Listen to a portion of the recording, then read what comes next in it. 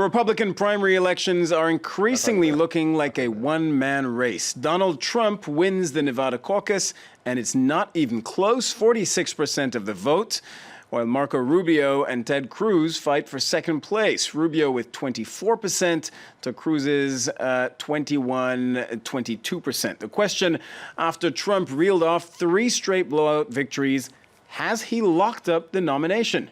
He seems to think so. We won the evangelicals. We won with young. We won with old. We won with highly educated.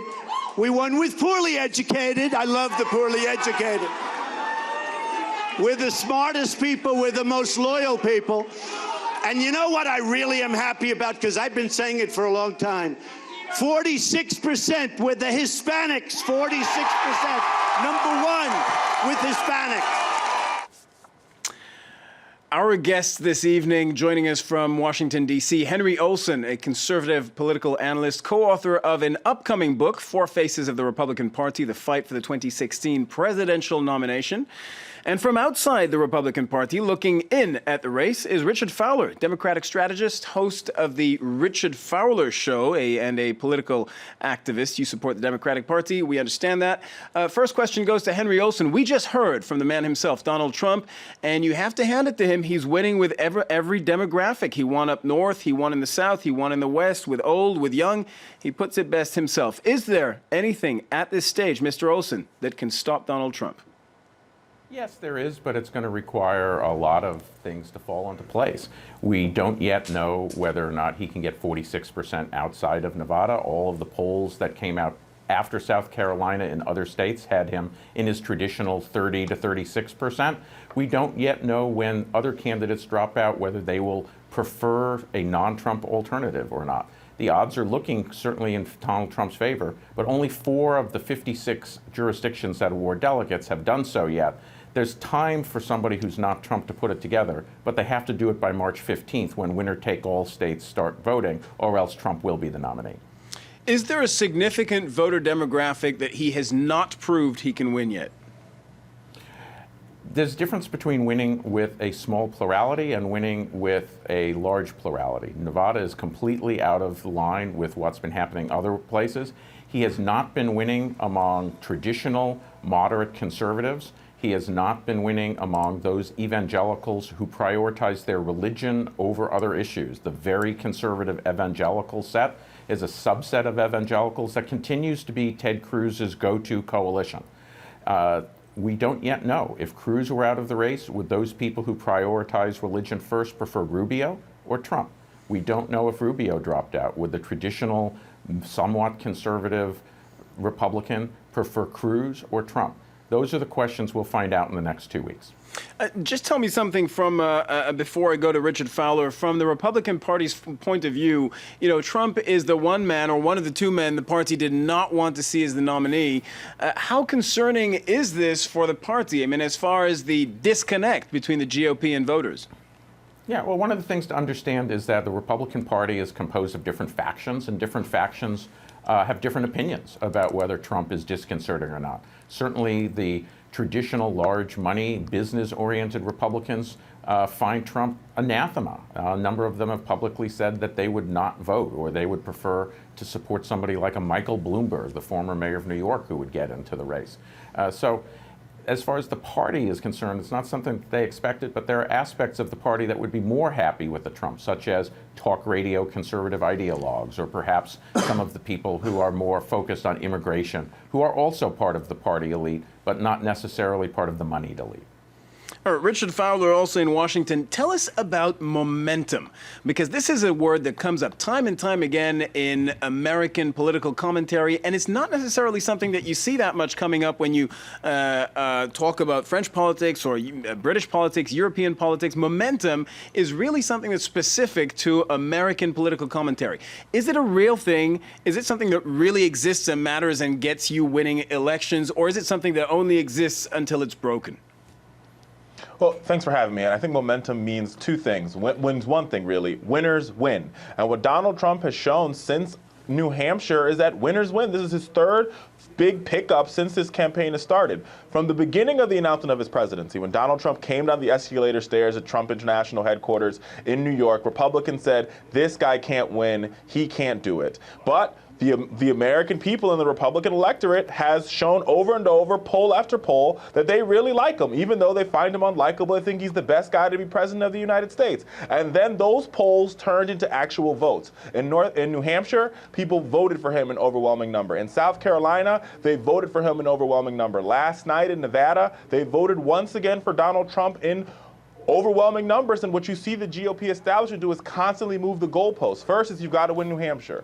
Then, it's you've got to win South Carolina. Then, it's you've got to win Nevada. But the truth of the matter here is that Donald Trump is very dangerous to the Republican establishment and to the general Republican voter. They love him, they want more of him, and they're voting for him overwhelmingly. So strategists care about momentum. Bottom line, it's important to them into a campaign. Well, strategists care about momentum. I think voters care about momentum. You want to be with the winning team. And Donald Trump clearly shows that he's a winner, and so that he's getting more and more individuals to vote for him. For example, if you look at last night's exit polls, Latinos voted for him. Over 30% voted for him in the caucus over both Marco Rubio and Ted Cruz, who are both of Latino descent. You ask yourself the question, why did Latinos vote for him? Because Republican Latinos see him as a winner, no matter what he says about them. I don't understand it. I can't explain it, but I think the Republicans are doing themselves a big disservice by writing this guy off when he is beating all the candidates in the race handedly.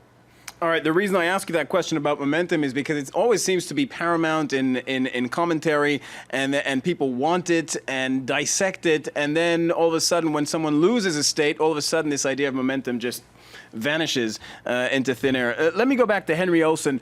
Does Donald Trump have an Achilles heel? I understand you explained to us earlier that there is a path to victory for a potential other nominee, maybe Ted Cruz, maybe Marco Rubio. That's not my question. My question is, does he have an Achilles heel in the sense that there's something that can hurt him, something that he could say that would hurt him with voters, something that he might do? I think the biggest thing is that Donald Trump is attracting tens of thousands of new primary voters. These are people who I call casual conservatives. They haven't voted before in a Republican primary for quite some time. Turnout is high and record high in all of these places. And these people are coming out because they believe that Donald Trump, alone among the candidates, understands their worldview and will fight for them. The Achilles heel is that Donald Trump has a lifetime of history, both political and personal, that he cares about nothing but the Donald. That doesn't seem to be hurting him so far. Nobody's talking about it. Nobody is competing for Donald Trump's voters in terms that those voters would understand.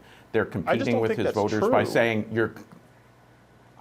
we can disagree, Richard. I mean, I think that what you're seeing but the numbers just point to the opposite. I mean, if you look at, I think Ted Cruz is definitely trying to compete for Donald Trump voters. He's just not doing a good job of it. And what Donald Trump has been able to do, whether you like it or not, is he's been able to convince beyond just casual conservative voters, he's been able to convince tried and true evangelical churchgoers that he's the right candidate. He's been able to convince Sarah Palin, who is a quote-unquote part of the Republican, establishment, or some would call her the fringe, but he's convinced her that he's the right guy. Over and over again, you've seen him show the American people and show the Republican Party that he's a viable candidate, and continually, for whatever the reason, the establishment continues to write him off, but the numbers say the absolute opposite of it. I'm not writing him off. I'm not writing him off whatsoever. I think he's the favorite for the nomination. What I'm trying to do is say that there's a difference between the casual evangelical who hasn't voted in many primaries, whose faith is not their primary focus.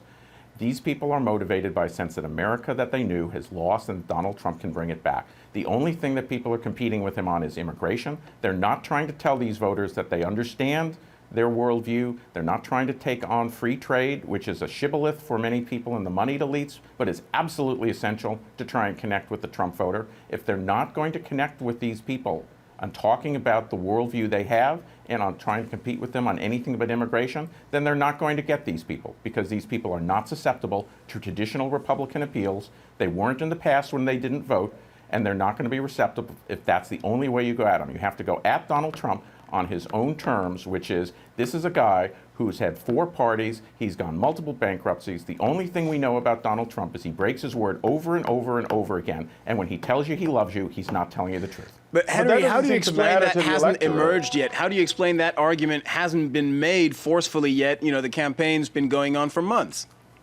Yeah, well, I think it hasn't emerged, one, because of tactical considerations, which is that in the early stages of the race, each candidate need to consolidate their own constituencies.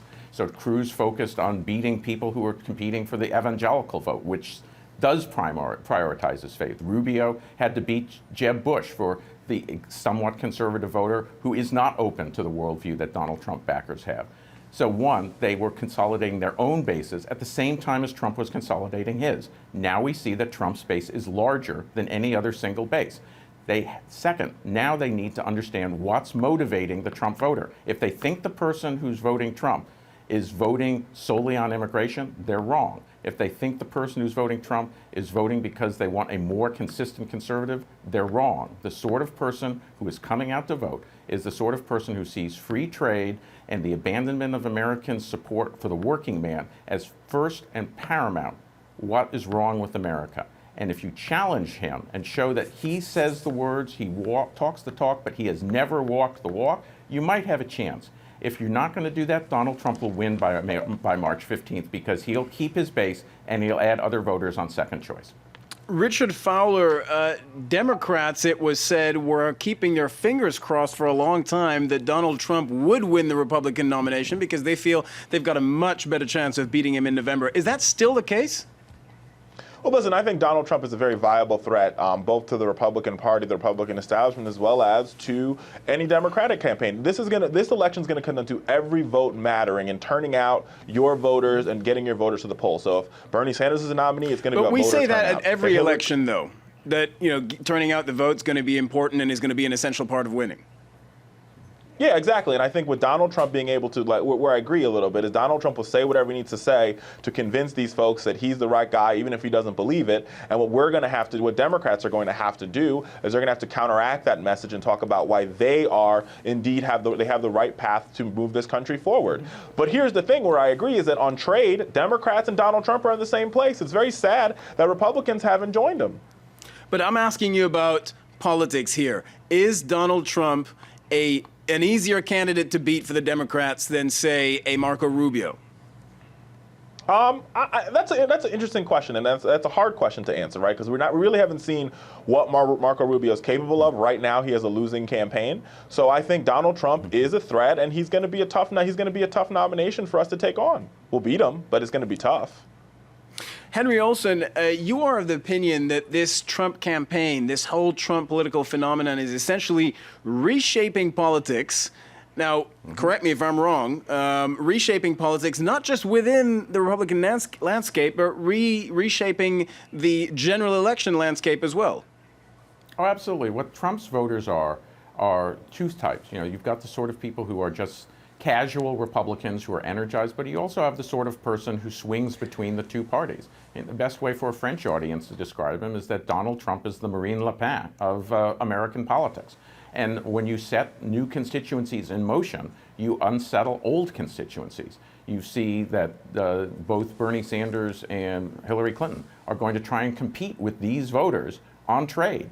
A Republican candidacy that is not willing to do so, should they beat Donald Trump, will find those voters more open to a Democratic Party appeal. That's what new constituencies do. When you put them in motion, you unsettle old constituencies and make them get out of their comfortable game plans. So bottom line, what's your take on this idea that Donald Trump is unelectable in a general election?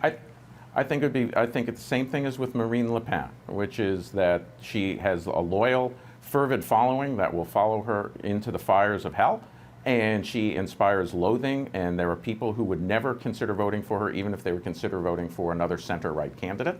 And I think you'll find Donald Trump hard to beat because he's actually a natural politician, but I think you'll find people who are not part of his core constituency reluctantly voting for the Democratic nominee in the end, and that you would actually see a relatively comfortable Democratic victory. Yeah. Richard Fowler? We'll take it. We'll take a relatively comfortable Democratic victory. I thought you might. But and I tend to agree with that. I think, yes, I think what Donald Trump is going to do, his voters are going to stay with him, but he's going to have to find a way to go back to some of the old things he said in the early 90s and early 2000s and become a more moderate candidate. Where he does have some chance, some wiggle room here is on the trade issue, I think. And you're going to continue to see him over the next couple of days as he gets closer to the nomination, double down on his trade position. Because Hillary Clinton changed her trade position, and also because President Obama's trade position is not sort of aligned with, the quote-unquote working class, you're going to see him really try to that's going to be his entry point to a lot of moderate Democrats. Will he be able to pull it off? That is still up for debate. Yeah, you're getting text messages. Somebody doesn't agree with you. Yes, somebody does not agree with me. Henry Olsen, is this race over by next Tuesday? Come Super Tuesday, a dozen states voting. Is that the turning point? Is that the end of it? No, the Republican Party is awarding its delegates proportionally, so Trump can win a lot of states, but he's not going to have a big delegate lead. However, the candidates like Ted Cruz, if Marco Rubio continues to beat Ted Cruz for second place, it's going to be pretty clear that Ted Cruz has no path to the nomination after March 1st. If he's not out by March 5th, then that will probably doom any chance, because the only way to beat Donald Trump is for the people who aren't going to win to start dropping out, and those people supporting the alternative Republican rather than support Donald Trump. The first thing is March 2nd. Hypothetical, Henry, if Ted Cruz were to drop out, leaving Marco Rubio as the main Trump rival, do you think all of a sudden Marco Rubio surges? I think so. The question with Ted Cruz's people is a lot of them are going to be split, that they'll agree more with Trump on immigration, but they're also the most loyal Republicans, and they will agree with Marco Rubio more on faith. We'll see a question of what do they value more? Do they value more loyalty to the party? Do they value more their traditional views on faith and religion and politics, which Trump does not share? Or are they really single-issue immigration voters? If they're the latter, then Trump will do very well, and Rubio won't have a chance by March 8th.